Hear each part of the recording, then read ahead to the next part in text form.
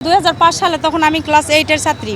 আমাদের তারেক জিয়া প্রাইভেট গাড়ি নিয়ে নওগাঁ মান্দা উপজেলায় উনি প্রায় ডাইক করতে করতে আমাদের হ্যান্ডশিপ করতে করতে গেছিল। ছোট আপু ভালো আছো, সেই তখন থেকে আরও বেশি ভালোবাসি।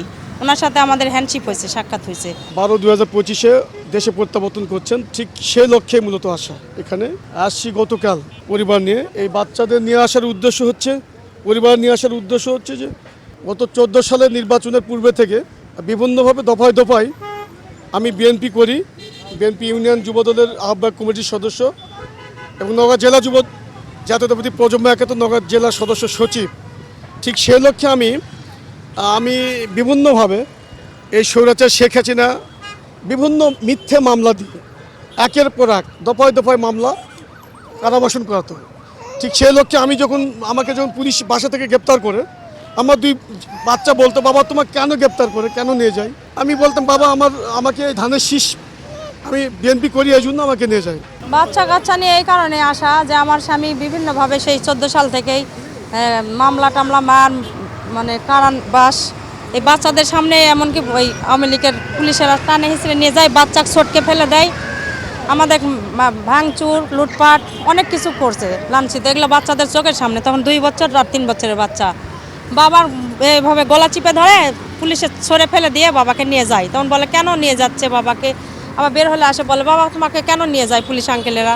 বলে, বাবা এরা হলো আওয়ামী লীগের নৌকার দস্যু, এই জন্যে আমরা ধানের শীষ করি, এই জন্য আমাদের এটাই অপরাধ, ধরে নিয়ে যায়।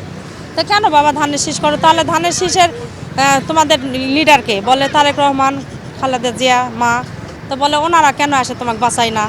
তখন বলে যে বাবা ওনারাও তো আমার মতো এরকম লাঞ্ছিত, ওনার ভয়ে দেশের বাইরে আছে, একজন কারাবাসে আছে আমাদের মা, আমার তো বাঁচাতে পারছে না। তো কবে আসবে? তো বলছিল যে আসবে যখন তোমাদের নিয়ে যাব আমি সাক্ষাৎ করানোর জন্য। এই কথা দেওয়ার কারণে এই বাচ্চাদের নিয়ে আসা।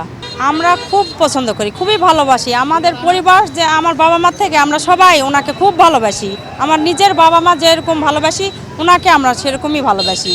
কারণ যখন 2005 সালে তখন আমি ক্লাস 8-এর ছাত্রী, তখন ওই আমাদের তারেক জিয়া ওই প্রাইভেট গাড়ি নিয়ে নওগাঁ মান্দা উপজেলায় উনি প্রায় ডাইক করতে করতে আমাদের হ্যান্ডশিপ করতে করতে গেছিলো। ছোট আপু ভালো আছো, সেই তখন থেকে আরও বেশি ভালোবাসি।